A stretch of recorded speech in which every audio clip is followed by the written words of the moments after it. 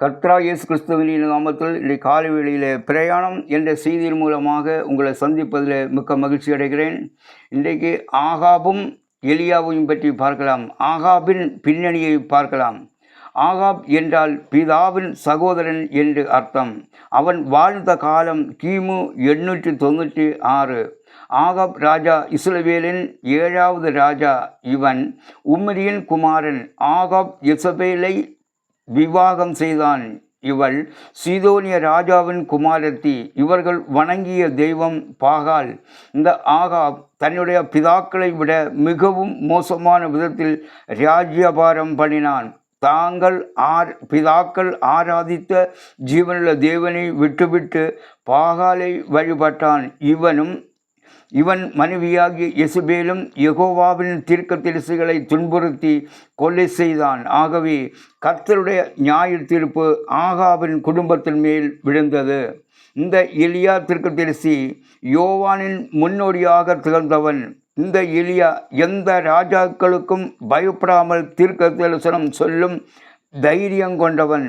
எலியா திடீரென்று ஆகாபின் அரண்மனைக்கு சென்று இஸ்ரவேலில் இந்த வருடம் மழையும் பனியும் பெய்யாது என்று பயப்படாமல் தீர்க்க தரிசனம் சொன்னான். இந்த எலியா திடீரென்று ராஜாவின் அரண்மனைக்குள் செல்ல முடியாது. எலியா முன்பின் எந்த அறிமுகமும் இல்லாதவன். இந்த தீர்க்கதரிசியை அவ்வளவாக யாருக்கும் தெரியாது.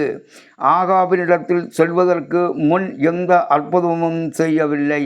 இவ்வளவு பாதுகாப்பு நிறைந்த அரண்மனைக்குள் எலியா தைரியமாக ராஜாவுக்கு விரோதமாக தீர்க்க தரிசனம் சொல்கிறான். எத்தனை இராணுவ வீரர்கள் பாதுகாப்புக்கு நின்றிருப்பார்கள். அத்தனையும் தாண்டி ராஜாவின் தப்புகளை சுட்டி காட்டிவிட்டு இந்த வருடம் மழையும் பனியும் பெய்யாது என்று கர்த்தருடைய ஜீவனை கொண்டு ஆணையிட்டு விட்டு வெளியே வந்தான். வெளியே வந்தவுடன் கர்த்தர் பேசுகிறார், உன் உயிருக்கு ஆபத்து.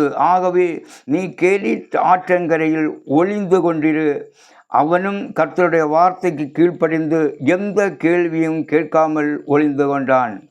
எலியா அரண்மனையிலிருந்து வெளியே வரும் வரை அவனுக்கு விரோதமாக எந்த நாவும் பேசவோ எலியாவை பிடித்து சிறைசாலையில் அடைக்கவோ செய்யவில்லை. தேவன் எலியாவை அவர்களுடைய கண்களுக்கு விலக்கி பாதுகாத்தார்.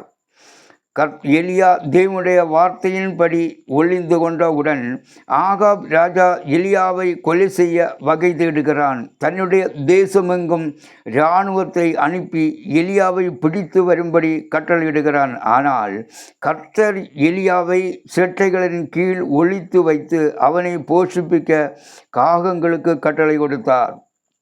தேவ பிள்ளையே, நீ கர்த்தருடைய கருத்தில் இருந்து அவருடைய வேலையை செய்வாயானால் உன்னை போஷிப்பிக்க, உன் ஊழியத்தின் எல்லையை பெரிதாக்க, உன் பெயரை பெருமைப்படுத்தி கர்த்தர் அற்புதத்தை செய்து யாரிடத்தில் பேச வேண்டுமோ அவர்களிடத்தில் பேசி உன் ஊழியத்தின் எல்லையை பெரிதாக்கி உன் பெயரை பெருமைப்படுத்தி நீ வெட்கப்பட்டு நிற்கிற இடத்தில் உன்னை ஆசீர்வதித்து எப்படி கர்த்தர் எலியாவிற்காக காகங்களை ஏற்படுத்தினாரோ அப்படியே அவர் உனக்கும் அற்புதம் செய்ய வாக்கு சொன்ன தேவன் மாறாதவர். கர்த்தர் சொல்கிறார், நீ அறியாததும் உனக்கு எட்டாததுமான பெரிய காரியங்களை உனக்கு செய்வேன் என்று கர்த்தர் வாக்கு கொடுக்கிறார்.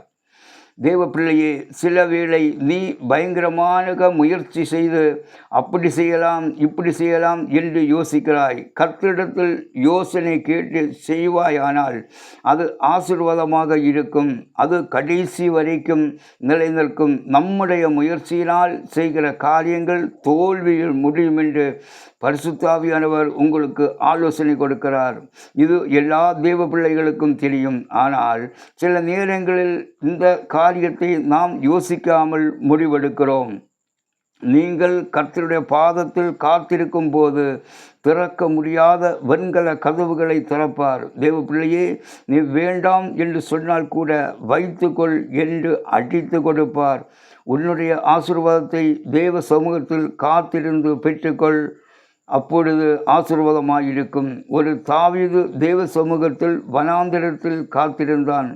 பெற்றோரால் சகோதரர்களால் தள்ளப்பட்ட எந்த ஞானமோ அறிவோ இல்லாத ஒரு தாவீதை தேவன் மேன்மைப்படுத்த வேண்டுமென்று நினைத்தபோது எத்தனை தடைகள் வந்தபோதும் தாவீது அவைகளை முறியடித்து கொண்டு சவுல் ராஜா பயந்து நடுங்கி நிற்கிறான். இஸ்ரவேலின் இராணுவம் பயந்து நடுங்கி 39 நாட்களாக ஒரு கோலியாத்துக்கு பயந்து நிற்கும்போது 40வது நாள் தாவீது சவுலை பார்த்து, ராஜாவே, நீங்கள் யாரும் பயப்பட வேண்டாம், இந்த கோலியாத்தை நான் கொள்கிறேன் என்று 5 கல்லும் ஒரு கவனமாக ஒரு பெலிஸ்திய அரக்கன் முன் ஒரு சின்ன தாவீது எந்த பயமோ பதட்டமோ திகிலோ இல்லாமல் நிற்கிறான். இதை பார்த்த தாவீதின் சகோதரர்கள் இராணுவத்தில் நிற்கிறார்கள்.